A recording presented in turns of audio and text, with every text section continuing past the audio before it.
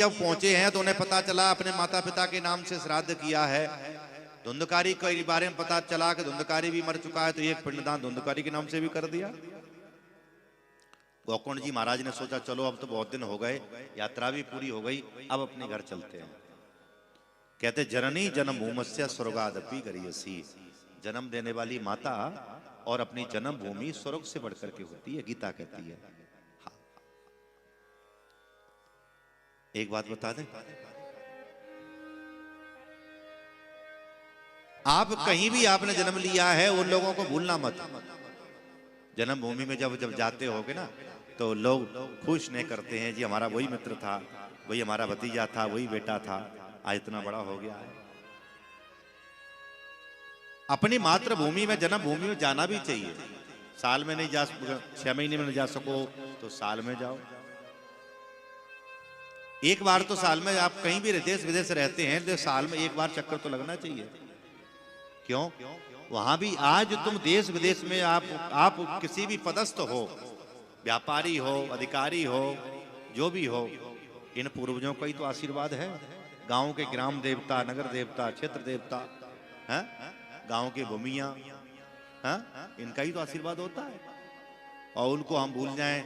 एक सज्जन कह रहे थे महाराज हम गांव नहीं जाते, गांव के लोग गमार होते हैं। एक सज्जन की मैं नाम नहीं बताऊंगा, महाराज हम गांव नहीं जाते। भैया क्यों नहीं जाते? आप कहाँ, आपने जन्म कहाँ लिया? बोले जन्म तो गांव में लिया। फिर क्यों नहीं जाते? बोले गांव के लोग गमार होते हैं। आपने जन्म कहाँ लिया? बोले हमने गांव में। बोले तुम भी गमार हो फिर तो।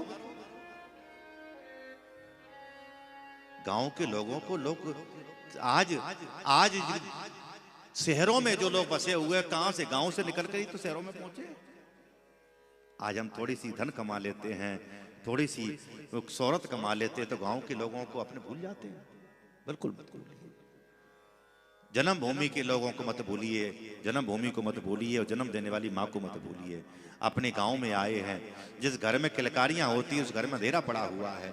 गोकर्ण जी महाराज लेट गए और आज उस घर में धुंधकारी प्रेत बना हुआ घूम रहा था। आज डराने लगा, कभी महिष बन करके, कभी कुछ बन करके, कुछ बन करके। गोकर्ण जी ने कहा कौन हो,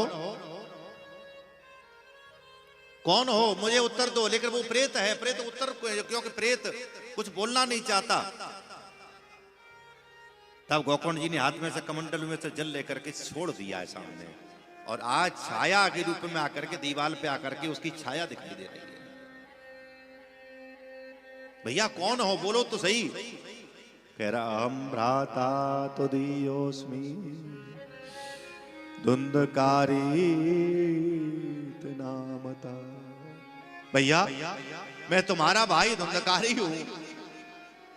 गोकर्ण जी ने कहा मैंने तो तेरे नाम से गया में पिंडदान कर दिया, फिर भी तू प्रेत बना हुआ घूम रहा है। भैया मेरे नाम से तुम एक पिंड नहीं, मेरे नाम से तुम 1000 पिंड भी दान करते तब भी मेरी मुक्ति नहीं हो सकती। क्यों? मैंने अपने माता पिता को सताया,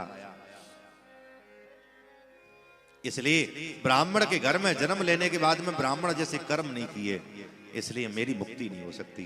लेकिन गोकर्ण मैं जानता हूं तू मेरा उद्धार करा सकता है। क्यों? वो तू संत है, मेरा उद्धार करा दे। मैं प्रेत बना हुआ हूं, 1 नंबर का प्रेत हूं, मुझे खाने पीने को कुछ नहीं मिलता, केवल सुई के समान मेरा मुख है, हवा पी करके रहता हूं, वायु पी करके मैं रहता हूं। दया आ गई, भाई कितना भी दुष्ट हो लेकिन मर गया हो। कहते ना बुराइयां तो सब, जितनी भी बुराइयां तो जिंदा में होती है, मर करके तो बुराई भी शांत हो जाती है ना। बुराइयां तो जिंदा में होती हैं, मरने के बाद तो बुराइयां भी शांत हो जाती हैं। क्या करें? गांव वालों से कहा हम धुंधकारी के निमित्त कथा करना चाहते हैं। गांव वालों ने करो, व्यासपीठ लगाई, धुंधकारी का आह्वान किया। जहां कथा हो रही थी धुंधकारी ने सोचा अगर मैं इन आदमियों के बीच में, भक्तों के बीच में अगर बैठूंगा ना तो किसी ने मेरा इस रूप को देख लिया तो कल से कोई कथा में नहीं आएगा। धुंधकारी बड़ा समझदार है। जहां कथा हो रही थी वहां एक बांस का पेड़ था, उसमें एक पोला बांस था, उसमें जाकर के बैठ गया। इसलिए तो बांस लगाते हैं ना 7 गांठ का।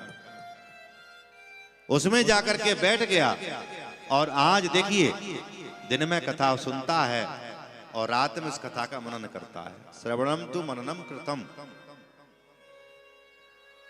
एक दिन की कथा हुई तो एक ग्रंथि एक गांठ फट गई, 2 दिन में 2, 3 दिन में 3, 4 दिन में 4, 5 दिन में 5, 6 दिन में 6, 7 दिन में 7 ग्रंथियां फट गई।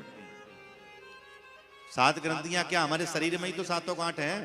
काम, क्रोध, लोभ, मोह, मद, मत्सर, ईर्षा, बैर, ये सब 7 गांठे ही तो हैं।